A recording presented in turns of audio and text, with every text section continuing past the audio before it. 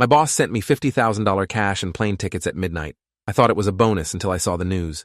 The knock on my apartment door came at 11:53 p.m. on a Wednesday, which was already strange because nobody visited me at midnight except maybe my neighbor asking to borrow something ridiculous like a corkscrew or jumper cables. I opened the door expecting Mrs. Kowalski with some random request, but instead found my boss standing there in a wrinkled suit, sweating despite the cold October air, holding a manila envelope that looked stuffed to bursting. Leonard Hutchins was the kind of boss who sent emails at 6 a.m. about quarterly projections and never acknowledged birthdays or holidays, so seeing him at my door after midnight was like discovering your dentist lived in your attic. He didn't wait for me to invite him in, just pushed past me into my living room and started pacing in circles while I stood there in my pajamas, wondering if I was having some kind of stress-induced hallucination. Leonard shoved the envelope into my hands with shaking fingers and said I needed to listen very carefully because he didn't have much time. Inside the envelope was more cash than I'd ever seen in person, bundled $100 bills held together with rubber bands, and tucked between them were 2 plane tickets to Costa Rica, departing from Philadelphia International at 6:15 a.m., less than 7 hours from now. I thought it was some kind of elaborate prank, or maybe a test of my loyalty, like those videos where bosses pretend to give employees life-changing gifts and then reveal it was fake the whole time. But Leonard's face was dead serious, his eyes darting to my windows every few seconds like he expected someone to burst through them at any moment. He told me this was a performance bonus for the exceptional work I'd done over the past 2 years, managing accounts and keeping everything running smoothly while he handled bigger picture strategy. The story would have been believable except for 3 problems. First, Leonard had never once complimented my work in 26 months of employment. Second, our company had been struggling financially for the past year, laying off people every quarter. Third, you don't hand-deliver performance bonuses at midnight with plane tickets to Central America unless something is catastrophically wrong. I asked Leonard directly what this was really about, and he told me to consider it an early retirement package, a chance to start fresh somewhere warm where the cost of living was low and questions were rare. Then he was gone, practically running down my apartment hallway before I could ask anything else, leaving me standing there with $50,000 in cash and tickets to a country I'd never mentioned wanting to visit. My first rational thought was to call the police, because this was clearly money from something illegal, and I wanted no part of whatever scheme Leonard had gotten himself into. My second thought was that maybe I should at least Google the news to see if there was some obvious explanation before I got authorities involved and potentially destroyed my own life over a misunderstanding. I sat down at my laptop and typed in our company name, Hutchins Financial Advisory Services, and the first result made my stomach drop through the floor. The headline from a news site posted 18 minutes ago read, "Local investment firm under federal investigation for fraud allegations," with a photo of Leonard's office building surrounded by unmarked cars and men in FBI windbreakers. The article was sparse on details because it had just broken, but it mentioned that federal agents had raided the offices earlier that evening and were investigating potential securities fraud, money laundering, and misappropriation of client funds. Several employees had been detained for questioning, and authorities were searching for Leonard Hutchins, the company's founder and CEO, who had apparently disappeared sometime around 9 p.m., roughly 3 hours before he showed up at my apartment with life-changing amounts of cash. I read the article 4 times trying to make it say something different, but the words stayed the same. My boss was a criminal on the run, and he'd just handed me what was almost certainly stolen money, along with plane tickets to a country that conveniently had no extradition treaty with the United States. The logical part of my brain was screaming to call the FBI immediately and explain that I had nothing to do with whatever Leonard had done, that I was just a junior account manager who filed paperwork and updated spreadsheets and had no idea the company was apparently running some massive fraud operation. But another part of my brain, the part that had been struggling to pay rent and student loans for 2 years while working 60-hour weeks for a boss who treated me like office furniture, was looking at that $50,000 and thinking about all the things that money could fix in my life. I could pay off my credit cards, my car loan, 3 months of rent in advance. I could actually breathe for the first time since graduating college. The plane tickets sat on my coffee table like a dare, round-trip tickets departing in 6 hours and returning in 2 weeks, like Leonard expected me to take a little vacation and come back to my normal life after everything blew over. Except nothing was going to blow over if the FBI was involved, and those return tickets were probably just window dressing to make the whole thing look less like fleeing the country. I counted the money because I needed something mechanical to do with my hands while my brain tried to process what was happening. Exactly $50,000 in $100 bills, which meant 500 individual bills that Leonard had somehow bundled and rubber-banded and brought to my door. The bills didn't look sequential or new, just random hundreds mixed together like someone had been accumulating them over time. I checked for anything else in the envelope and found a handwritten note on Leonard's company letterhead that said, "Thank you for your loyalty. Enjoy your vacation. Don't contact me." The note was dated today but not time-stamped, and his signature looked shakier than the one I'd seen on countless company documents over the past 2 years. I took photos of everything with my phone, the cash, the tickets, the note, because some instinct told me I'd need evidence later that I hadn't asked for any of this. Then I started searching for more news about the investigation, refreshing pages every few minutes as more details emerged. By 1:30 a.m., additional articles were explaining that the fraud scheme had apparently been running for at least 5 years, with Leonard creating fake investment accounts and using new client money to pay returns to older clients in a classic Ponzi structure that had finally collapsed when several large investors demanded their money back simultaneously. The estimated amount of the fraud kept growing with each new article. First reports said 20 million, then 35 million. Then by 2 a.m., one financial news site was reporting that preliminary estimates suggested the scheme could exceed $60 million in stolen funds. $60 million. My brain couldn't even conceptualize that amount of money, and I was sitting here with 50,000 of it in cash on my coffee table, like some kind of criminal accomplice. The articles mentioned that authorities were searching for evidence of where Leonard had hidden client funds, with speculation that money had been moved offshore to accounts in countries with strong banking privacy laws. Several of Leonard's senior employees were being questioned about their knowledge of the fraud, and the FBI had issued a statement saying they expected to make arrests within 48 hours once they'd traced the full scope of the operation. My phone started buzzing around 2:15 a.m., with texts from co-workers who'd apparently just seen the news.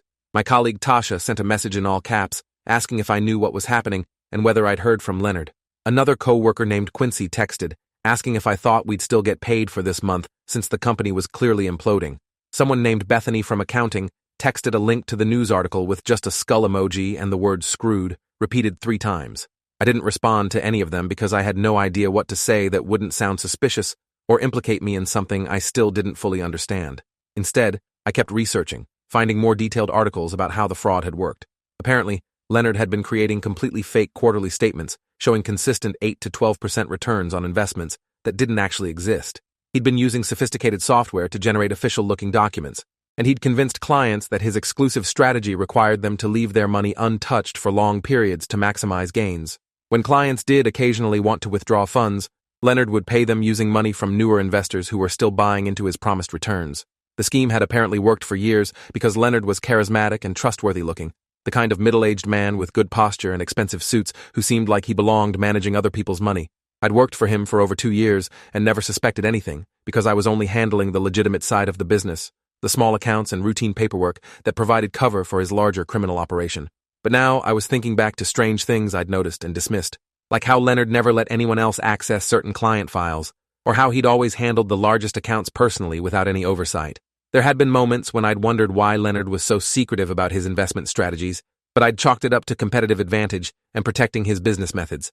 Now I realized he'd been secretive because there were no investment strategies, just a constantly growing list of victims whose money was being shuffled around to maintain the illusion of success. I found an interview from 3 months ago where Leonard had spoken at a financial planning conference, confidently explaining his philosophy of long-term value investing and building client trust through consistent performance.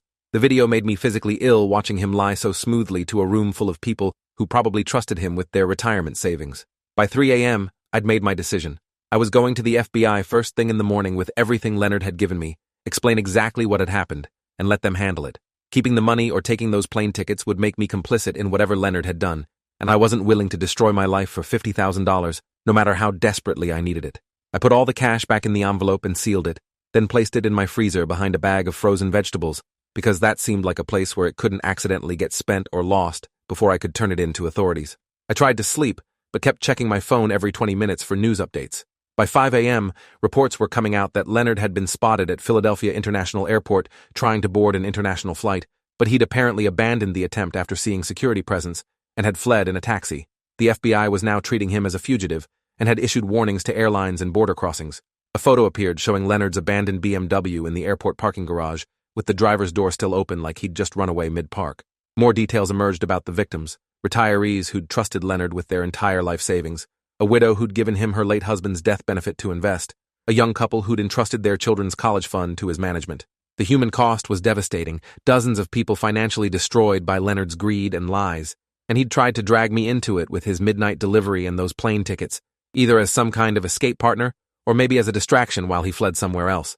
I was realizing that Leonard showing up at my door might have been strategic, making it look like I was involved so authorities would waste time investigating me while he got further away. At 6:30 a.m., I called the FBI's field office and left a detailed message explaining who I was and what had happened.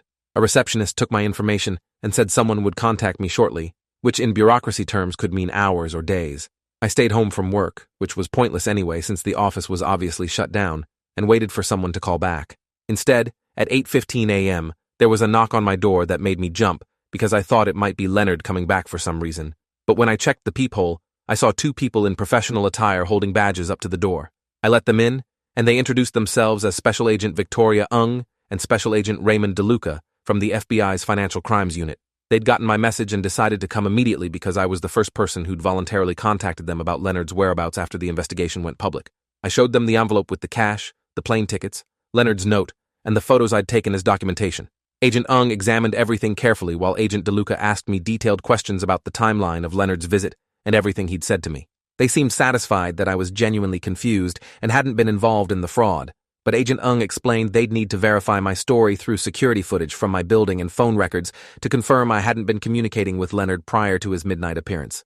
I gave them permission to access whatever they needed and answered dozens of questions about my work at the company, what I knew about Leonard's operations, and whether I'd noticed anything suspicious during my employment.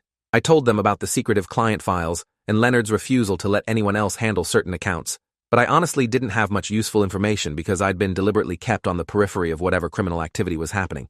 The agents explained that the $50,000 was almost certainly stolen from client accounts and would be held as evidence, which meant I wouldn't be getting any reward for turning it in. The plane tickets were interesting to them because the destination and timing suggested Leonard had been planning to flee the country and possibly wanted me to either join him as some kind of assistant or act as a decoy. Agent DeLuca said Leonard's pattern matched other fraud cases where criminals tried to involve lower-level employees in their escape plans to create confusion and buy time. Over the next week, more details emerged about the scope of Leonard's fraud. The final tally was $73 million stolen from approximately 200 clients over 6 years. Leonard had maintained an elaborate double bookkeeping system, with legitimate accounts that actually contained client money alongside completely fictional accounts that existed only in fabricated statements and fake online portals he'd created. He'd even built a fake website that mimicked legitimate financial tracking software, giving clients login credentials to check their investments when the entire thing was just showing them randomly generated numbers designed to look like market performance.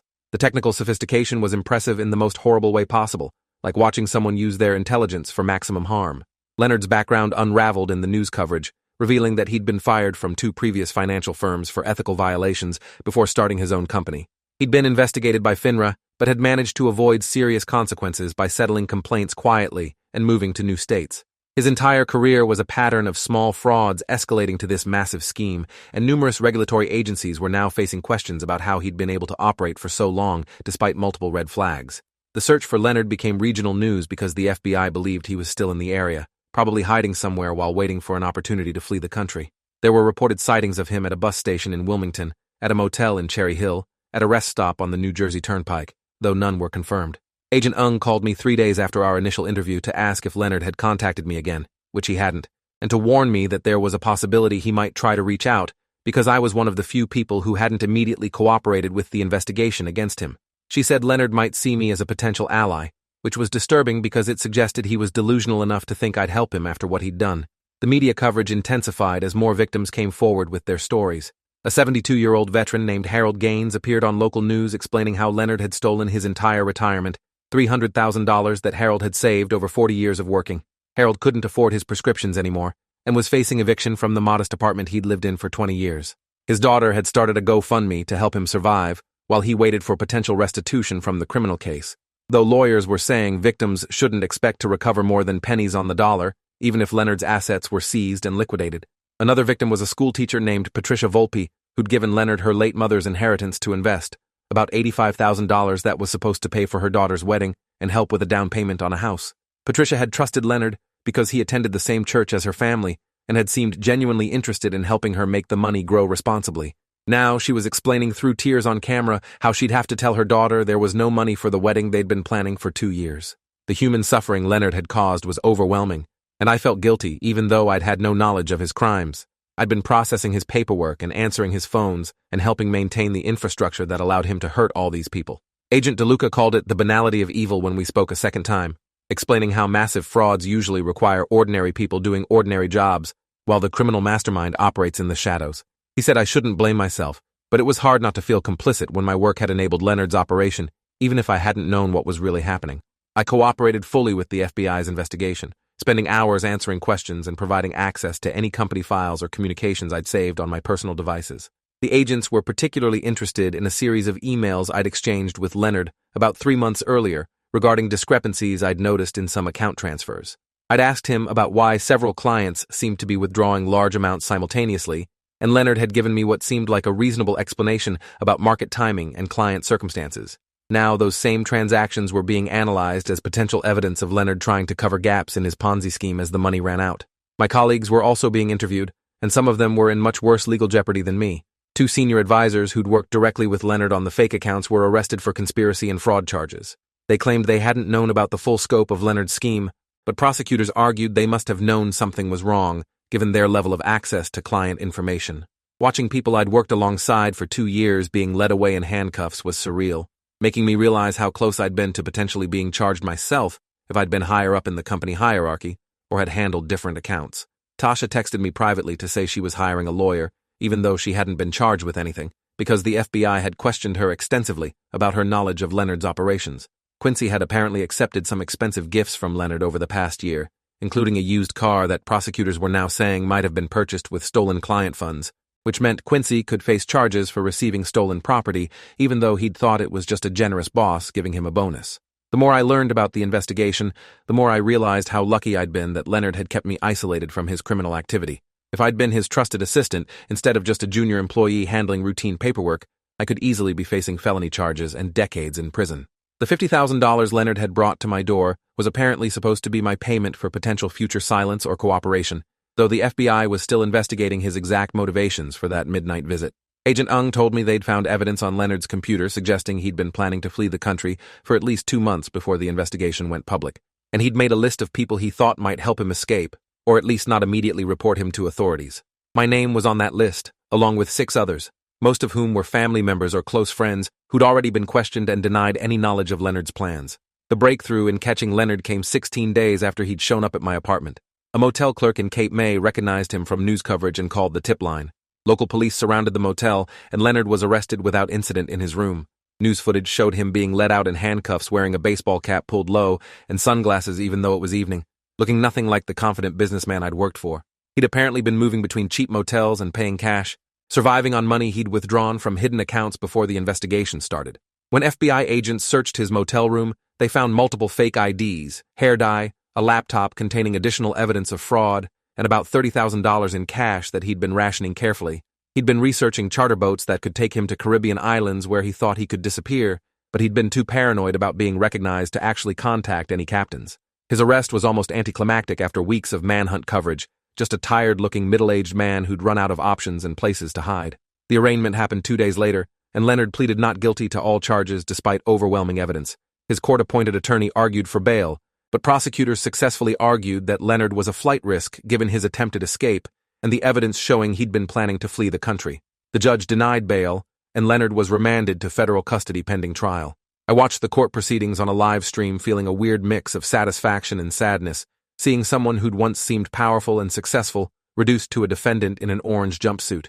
The trial took 8 months to prepare as prosecutors built their case using thousands of pages of financial records, client testimony, and digital evidence.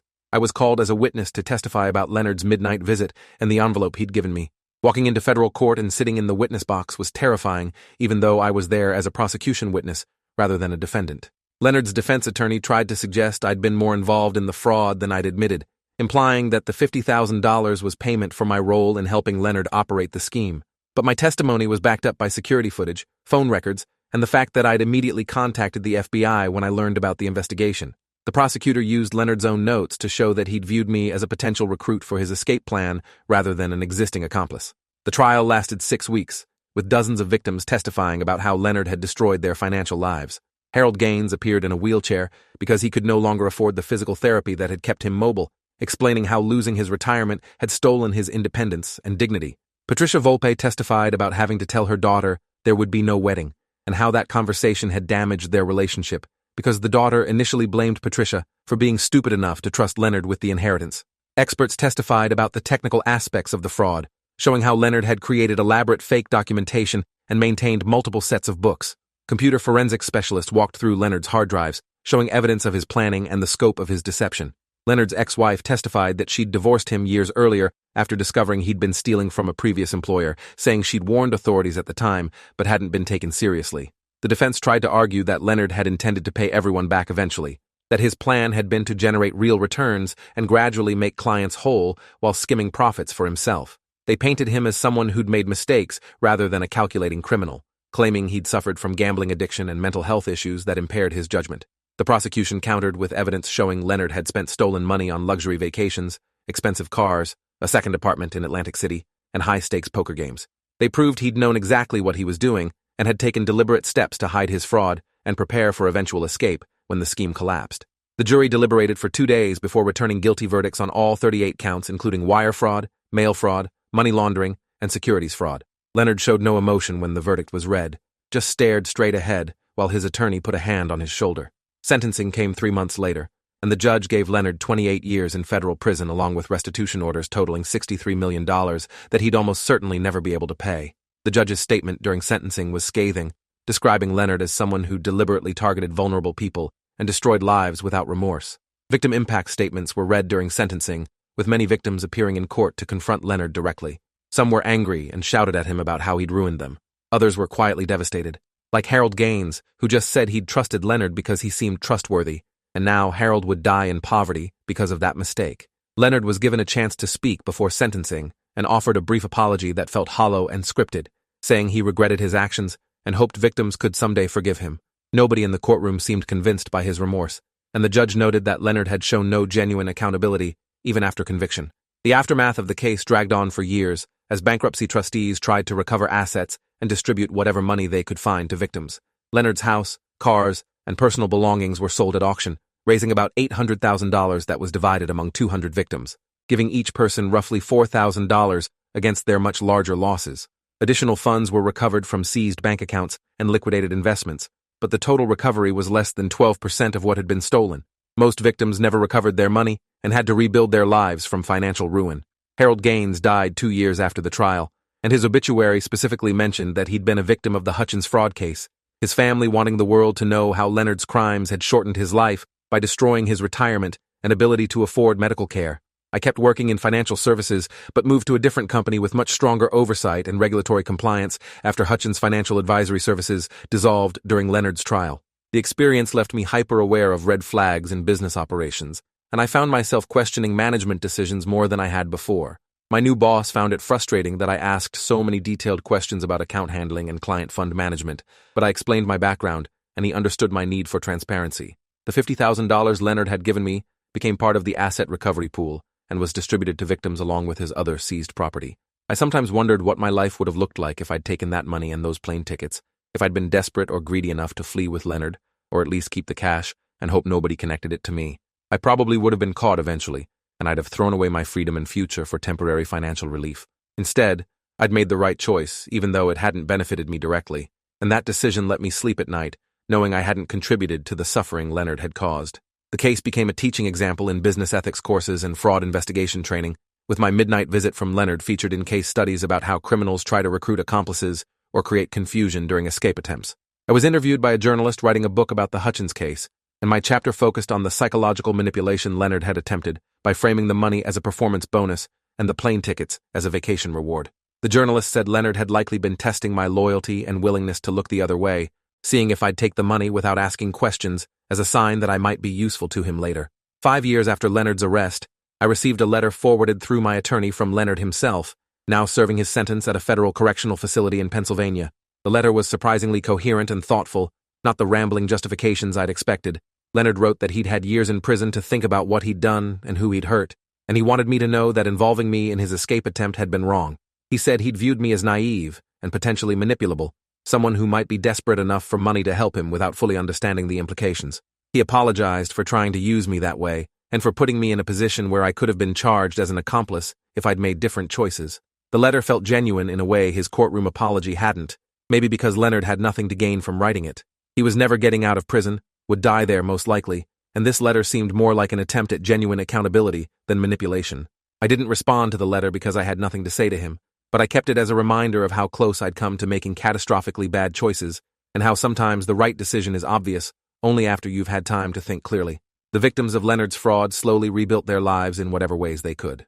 Some never financially recovered and spent their remaining years in poverty they'd never expected to experience.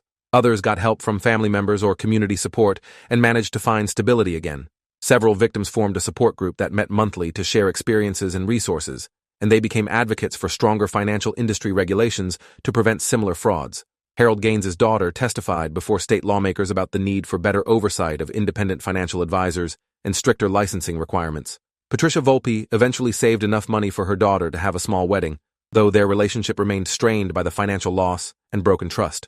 The Hutchins case led to some minor regulatory changes in how investment advisors were monitored, though critics argued the reforms didn't go far enough to prevent determined criminals from running similar schemes.